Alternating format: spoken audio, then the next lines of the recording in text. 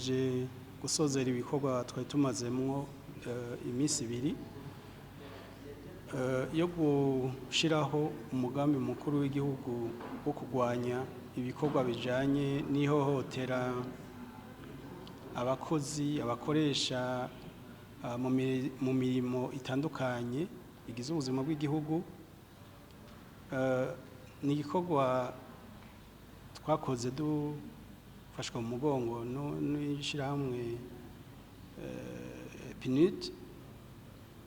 Rero uno munsi novuga ko vyari ibikorwa by'abahinga hanini cyo bita validation technique mu rurimi rw'igifaransa. Rero ubu hasigaye yuko iki gitabo niko nocita werekana umugambi wo kurwanya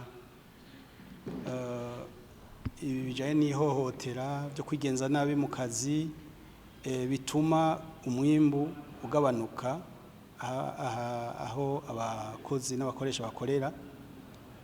Rero ico gikorwa kiraheze novuga ku rwego rw'ubuhinga. Ubu rero hasigaye yuko kizoja corungikwa mu nama shikiranganji kugira bacemeze, hanyuma gice kiba novuga umugambi w'igihugu abantu bose bashobora kwisunga mu kugira ibikorwa byo kurwanya ayo mabi twadondaguye. Rero ibintu munyamukuru twashitseko nuko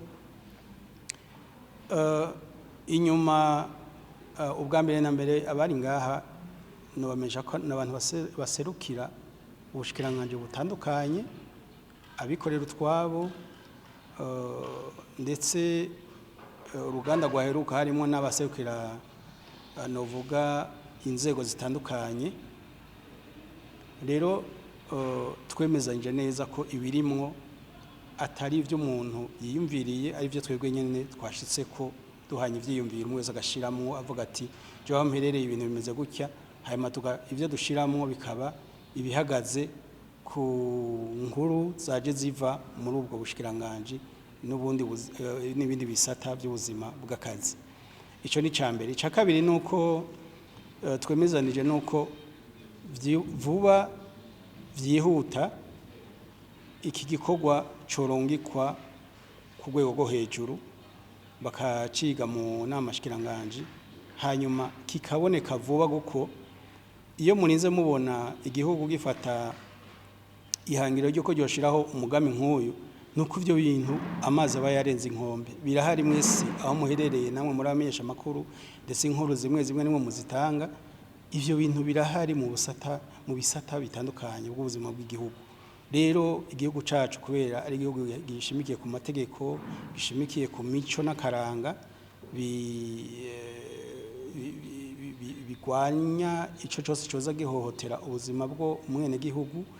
Rero tuvuze yuko iyo politiki, iyo document, ico gitabo kirimwo uwo mugambi mukuru w'igihugu coboneka vuba kugira abantu baje ku kivi turwanye ivyo bintu. Mugize iminsi mwumva dufata nko mu gisata c'indero abana bahohoterwa n'ababigisha ndetse n'abigisha nabo bagahohoterwa n'abanyeshuri. Mugasanga no mu buzi busanzwe bwa misi yose mu burya nyene twovuga nk'ubuzi bwo mu mazu bitwita abakozi bo mu nzu, hariyo ibintu byinshi bibi byo kurwanya guko no kuri umuntu wese ariko akora akazi akwiye gukingirwa. Rero nibaza ko ivyihuta twavugaye n'ivyo. Hanyuma ikindi twifuza nuko uyu mugambi woshika hagati mu gihugu. Umugambi w'igihugu iyo ugiyeho nivyo ku rwego rwo hejuru, hariho abategetsi, hariho abahinga, hari inzego zitandukanye zibibazwa. Mugabo kubera ibi bintu vyo murumva ibintu bavuga byo gufata abakenyezi ku nguvu, murumva ibintu byo guhohotera ndetse imigwi itandukanye bibera mu mpande zose z'igihugu mu buzima butandukanye. Rero ni kugerageza ku buryo gushika hariya ku mutumba, mw'ikomine, mu ntara, abo bantu bose bajamwo. Ni igikorwa c'umuntu wese kugira turwanye ayo mabi kandi tugira ico dushitseko.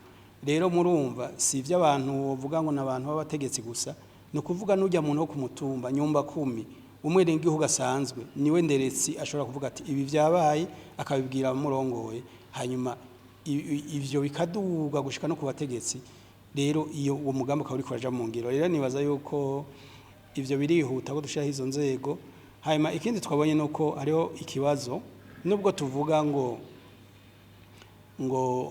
ayo mabi aragwiriye mu gihugu aragwiriye mu bisata bitandukanye by'akazi nta biharuro vyifatiro dufise ico nico bavuze twavuze ngaha tuvuga tuti dutegeza kugira igikorwa cyo tuma tumenya vy'ukuri mu bisata by'ubuzima bitandukanye bw'akazi tukamenya ingene vyifashe atari kuvuga ngo mu buzi mu gisata c'abavuzi na karorero ntanze ngo bimeze gutya ku munwa mugabo dukeneye ibiharuro bitwerekanye izina biti turavye ibiharuro icigwa cabaye igihe kiniki ivyo bintu byifashe gutya rero nico novuga ko tuvuye dufunditse ko hoba icigwa cihuta kitwereka ingene ivyo bintu byo guhohotera byo gukoresha ingimba mu kazi bitwise ya bidoroterite mu gifaransa ingene vyifashe hanyuma tugaheza bikadufasha n'ingene ibikorwa duca tubigwiza turavye ivyo biharuro ico bitubarira rero nivyo muri rusange novuga nyamukuru tuvuye nka dushimikiye ko kandi tukibaza yuko bizoja mu ngiro